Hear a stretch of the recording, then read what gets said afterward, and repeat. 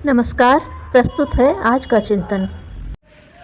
समस्या: उपवास काल में एवं लंबे उपवास को तोड़ते समय क्या सावधानी बरतनी चाहिए? समाधान: उपवास प्रारंभ होने पर नित्य के नियमानुसार भोजन से शरीर को शक्ति प्राप्त नहीं होती, अतएव इसके लिए अन्य उपाय काम में लाने चाहिए, यथा शुद्ध वायु और शुद्ध जल का उपयोग। शुद्ध वायु में गहरी सांस लेने से प्राणवायु के स्पर्श से रक्त में पहले से उपस्थित विषैले तत्व दूर होते हैं। उपवास काल में कोई अप्राकृतिक खाद्य शरीर में नहीं जाता, अतएव अतिरिक्त विजातीय द्रव्य रक्त में नहीं मिलते तथा उसकी शुद्धि होती है। धूप स्नान से शरीर को अनेक विटामिन मिलते हैं तथा रोगों के कीटाणु नष्ट होते हैं। उपवास काल में अधिक पानी पीना चाहिए, जिससे कि अधिक मूत्र विसर्जन के माध्यम से शरीर से अधिक गंदगी बाहर हो। मूत्र गुर्दों में रक्त से छन कर बनता है, अतएव रक्त में जल की अधिकता होने से अधिक गंदगी साफ होती है। उपवास शारीरिक स्थिति एवं रोग के अनुसार 2-3 दिन से लेकर निरंतर 2 मास तक किया जा सकता है। 1 सप्ताह से अधिक का उपवास लंबे उपवास की श्रेणी में आता है। लंबा उपवास अत्यंत सावधानी पूर्वक विधिवत किया जाना चाहिए, अन्यथा लाभ के स्थान पर हानि का भय रहता है। लंबे उपवास तोड़ने में काफ़ी सावधानी बरतनी चाहिए। नींबू के पानी या संतरे, मौसमी आदि के रस से तोड़ना चाहिए। फिर 1 दिन तक मौसम के फल लेने चाहिए। जितने दिन उपवास किया हो उसके चौथाई समय तक फल लेने चाहिए। तदुपरांत अन्न खाना चाहिए, पर यह ध्यान रखना चाहिए कि उपवास के बाद पुनः गलत भोजन न ले। ऐसा करने पर उपवास का लाभ भी जाता रहेगा तथा शरीर शुद्ध हो जाने पर यदि विजातीय द्रव्य शरीर में जाएगा तो पूरी मात्रा में वह शरीर के लिए हानिकारक होगा। पुस्तक स्वास्थ्य रक्षा प्रकृति के अनुसरण से ही संभव, पृष्ठ 47-48।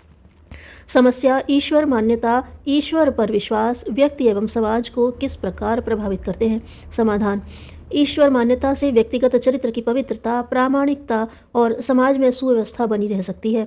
चरित्र निष्ठा और समाज निष्ठा के उभय पक्षीय सत्परिणाम व्यापक रूप से मिलते रह सकते हैं। उसका इतना लाभ मिल सकता है जिसे देखते हुए शासकीय दंड की व्यवस्था भी हल्की दिखाई पड़ती है।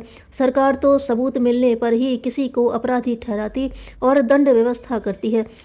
ईश्वर की नज़र तो सर्वत्र है, उससे किसी के कर्म और विचार छिपे नहीं रहते। साथ ही उसकी परिणाम व्यवस्था में भी किसी के साथ राग द्वेष करते जाने की गुंजाइश नहीं है। इसी रूप में यदि ईश्वर पर विश्वास किया जा सके तो व्यक्ति और समाज को सुसंस्कृत रखे जाने के समस्त अवरोध दूर हो सकते हैं। स्वर्ग और नरक को मरणोत्तर जीवन में कर्मों का प्रतिफल मिलने की, पुनर्जन्म वर्तमान के कृत्यों के अनुसार मिलने की आस्था को जितना सुनिश्चित और जितना गंभीर बनाया जा सके और उसी सीमा तक सर्वसाधारण को नीतिवान चरित्रवान बनाया जा सके तो सर्वत्र ईश्वर निष्ठा में स्थिरता दृष्टिगोचर हो सकती है। यह सर्वसाधारण के लिए इतना अधिक महत्वपूर्ण है कि इस आधार पर विश्व शांति के लिए, सर्वजनीन सुख शांति और प्रगति के लिए बहुत कुछ किया जा सकता है। भूतकाल में जिस प्रकार आस्तिकता ने भारत भूमि को स्वर्गादपि गरीयसी बनाया था, उसकी पुनरावृत्ति फिर हो सकती है यदि ईश्वर का वास्तविक स्वरूप और उसका अनुशासन सर्वसाधारण के अंतराल में गहराई तक जमाया जा सके, तब ही यह संभव है। पुस्तक धर्म के 10 लक्षण और पंचशील, पृष्ठ 63। समस्या: जीवन को किस मार्ग पर चलाएं जिससे वृद्धावस्था अभिशाप न बने? समाधान: मानव जीवन तो पुरुषार्थ एवं प्रायश्चित के लिए मिला है, अन्य किसी भी योनि में यह संभव नहीं है। पुरुषार्थ के द्वारा हम सदैव सत्कर्म करें, सद्विचारों एवं सद्गुणों का प्रचार प्रसार करें तथा समाज में सर्वत्र सत्प्रवृत्तियों का विकास करें। किसी भी जन्म में हमने किसी भी जीव के प्रति किसी भी प्रकार का पाप किया हो, उसके प्रायश्चित स्वरूप इस जीवन में सभी जीवों के प्रति दया का भाव रखें और हर प्रकार से उनकी सेवा करें। अपने अनुभवों से सबका मार्गदर्शन करें, अपनी प्रतिभा क्षमता का लाभ सभी को दें।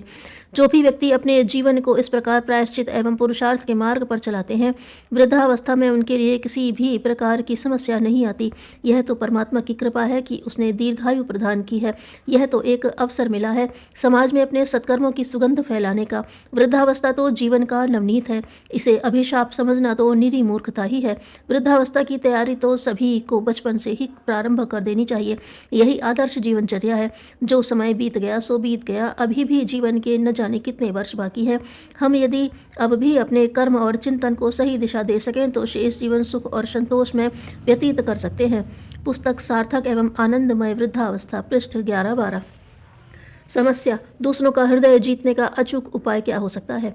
समाधान: पीठ थपथपाने से घोड़ा खुश होता है, गर्दन खुजाने से गाय प्रसन्न होती है, हाथ फिराने से कुत्ता हर्ष प्रकट करता है, प्रशंसा से मनुष्य का हृदय हुलस आता है। आप दूसरों की प्रशंसा करने में कंजूसी मत किया कीजिए। जिनमें जो अच्छे गुण देखें उनकी मुक्त कंठ से सराहना किया करें। सफलता पर बधाई देने के अवसरों को हाथ से न जाने दिया करें। इसकी आदत डालना घर से आरंभ करें। अपने भाई बहनों, बालक बालिकाओं की अच्छाइयों को उनके सामने कहा कीजिए। अपनी पत्नी के स्वभाव, सेवा भाव, परिश्रम, आत्मत्याग की भूरी भूरी प्रशंसा किया कीजिए। बड़ों के प्रति प्रशंसा प्रकट करने का रूप कृतज्ञता है। उनके द्वारा जो सहायता प्राप्त होती है उसके लिए कृतज्ञता प्रकट करनी चाहिए।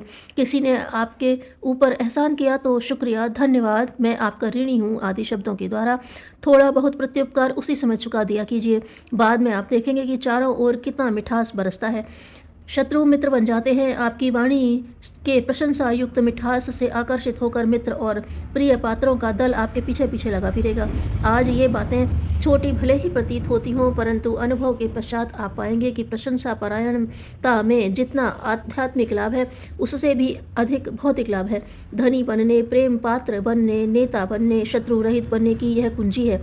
दूसरों का हृदय जीतने की यह अचूक दवा है। पुस्तक आंतरिक उल्लास का विकास, पृष्ठ 39-40। जो अपनी विचारणा नहीं सुधार सका वह परिस्थितियों को क्या सुधारेगा।